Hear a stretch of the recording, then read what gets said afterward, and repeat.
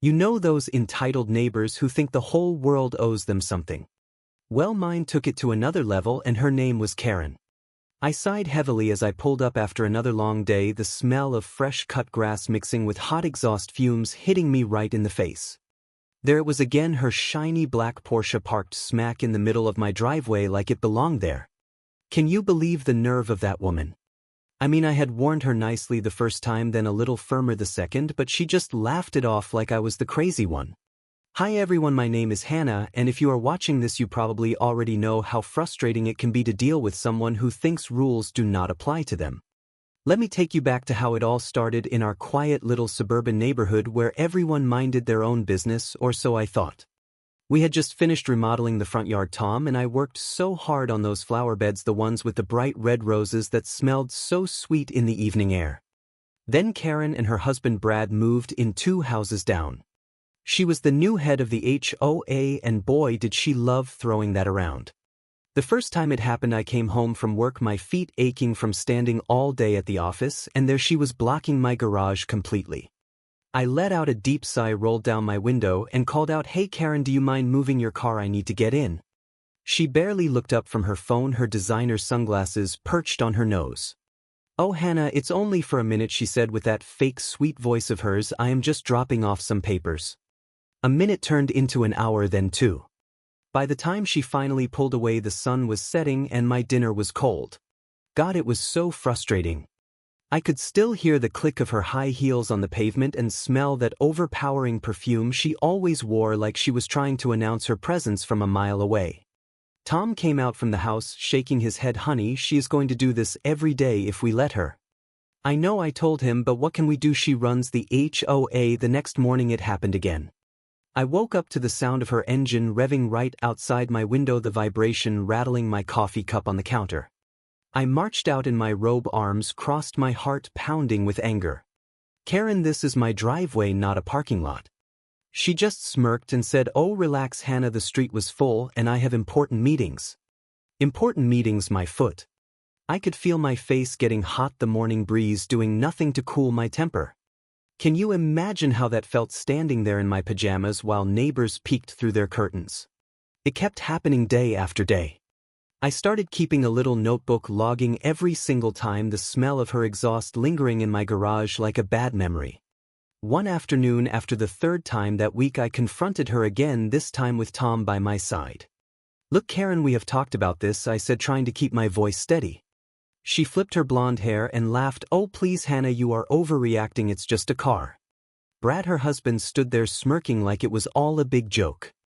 I let out another long sigh, feeling the weight of it all pressing on my chest. Little did I know that sigh was the start of something bigger. The arguments escalated from there, with her threatening HOA fines for my so-called attitude while her Porsche sat there mocking me every single day. The whole neighborhood started whispering about it, the sound of gossip traveling faster than her fancy wheels. I mean, who does that, right? By the end of the month, I was done being nice. Something had to give, and I was about to make sure it did, but not in the way she expected. The frustration built up like a storm cloud ready to burst, and trust me, when it did, Karen never saw it coming. Weeks turned into a full-blown nightmare. I would come home from work, the sun still bright in the sky, only to find that Porsche sitting there again like it owned the place. The smell of leather and polish mixed with the frustration boiling inside me made my stomach turn. I installed a camera after the 5th time, thinking maybe evidence would shut her up. Tom watched the footage with me one evening, his hand on my shoulder as we both sighed at the same time. "Honey, she is doing this on purpose," he said. I nodded, feeling the anger rise like a wave. The next day I marched over with the printed stills in my hand. "Karen, this has to stop," I said, my voice shaking a little. She stood there on her porch, arms folded, that smug smile never leaving her face. "Oh Hannah, you are being dramatic again," she replied. "The HOA does not have rules against friendly parking." Friendly, my foot. I could hear the birds chirping in the trees, but all I felt was the heat rising in my cheeks. The fights got louder after that. One afternoon the whole street heard us. Karen yelled back, "You cannot tell me where to park, Hannah. My car is worth more than your whole house." Neighbors peeked outdoors, the sound of her voice echoing off the houses. Brad even joined in, telling me to mind my own business. I let out a heavy sigh, feeling tears of pure rage prick my eyes, but I held them back. Tom pulled me away later that night. We sat on the porch, the cool evening air doing little to calm my racing heart. "I cannot take this anymore, Tom," I whispered. He nodded. "We need a plan." That is when the idea hit me like a lightning bolt. I remembered all those viral stories online about people dealing with bad neighbors. What if I turned the tables? What if her precious Porsche became the center of attention in a way she never imagined?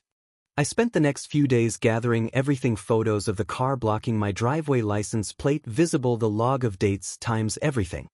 The frustration from all those blocked mornings, the angry arguments, the way she made me feel small, it all fueled me. Can you believe how low she went? She even started leaving notes on my door threatening fines for complaining. The smell of her perfume still lingered on those papers like a taunt. I told my close friend about it over coffee one morning, the steam rising from the cup as I vented. She laughed and said, "Hannah, you should do something big." That night I sat at my computer, the screen glow lighting up the dark room. My hands shook a little, but the anger made me bold. I knew it was risky, but after months of this I was ready. The plan started forming in my mind, and I could almost hear the chaos it would cause. Tom supported me every step, whispering, "We got this, babe," as we reviewed the photos. The tension in the air was thick, like the calm before a storm. Karen had no idea what was coming, but I did, and it felt empowering for the first time in months. The arguments had pushed me to my limit, and now it was time to push back harder than she ever expected. The decision was made, and I felt a rush of nervous energy as I uploaded the photos late one night. The click of the mouse sounded so loud in the quiet house. I wrote the ad carefully, keeping it short and sweet: luxury Porsche in perfect condition, low price, urgent sale, contact owner for details. I added my own number, not hers at first, but then I thought, why not make it personal? I listed it on a couple local sites with the location blurred just enough but the car unmistakable. The next morning the calls started pouring in. My phone buzzed nonstop, the sound making me jump every time. "Hello, is the Porsche still available?" a guy asked, his voice excited. I smiled for the first time in weeks. "Yes, it is, come by anytime." Buyers started showing up by afternoon, the driveway finally clear because Karen had not parked yet. I watched from my window as strangers walked around the car, taking pictures, the sun reflecting off the glossy paint. One man knocked on my door. "Hey, I saw the ad online, can I test drive it?" I shrugged and said, "Sure, the keys are inside." The look on their faces when they realized it was not mine was priceless. Word spread fast in our little neighborhood, the whispers turning into full conversations over fences. Karen pulled up later that day, her face twisting in confusion as she saw people circling her Porsche. "What is going on here?" she demanded, her voice shrill. I stepped out, arms crossed again, but this time with a grin. "Oh, just helping you sell your car, Karen, since you love parking it here so much." The chaos exploded from there. Phones rang off the hook at her house too, because I had slipped her number into a few follow-up messages. Brad came storming over, red-faced, yelling, "You cannot do this, Hannah, this is illegal." I let out a satisfied sigh, feeling the weight lift off my shoulders.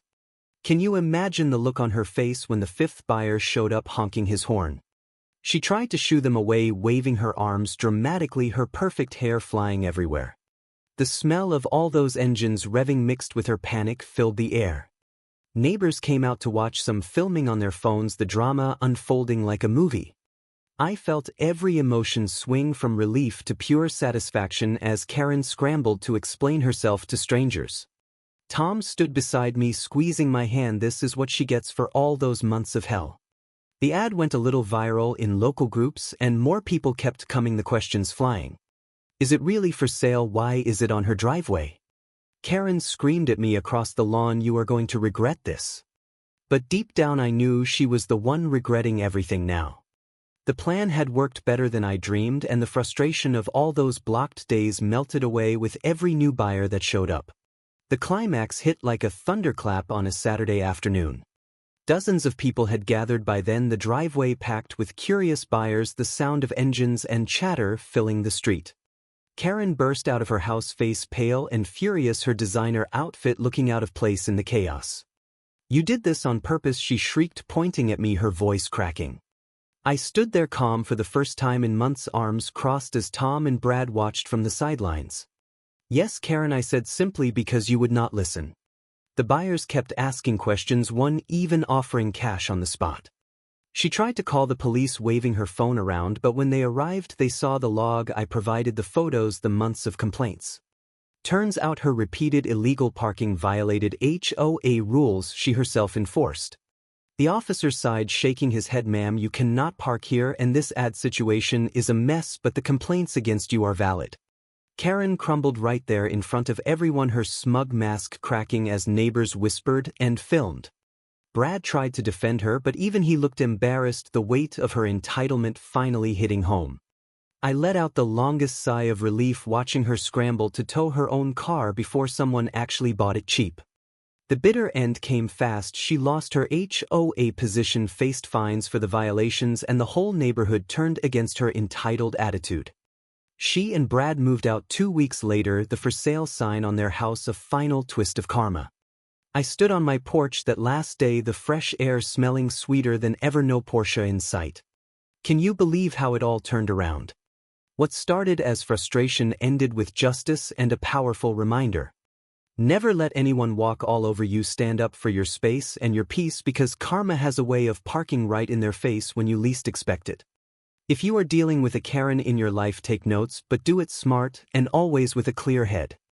Thanks for listening to my story, everyone, and remember, respect goes both ways or it comes back to bite you. Stay strong out there.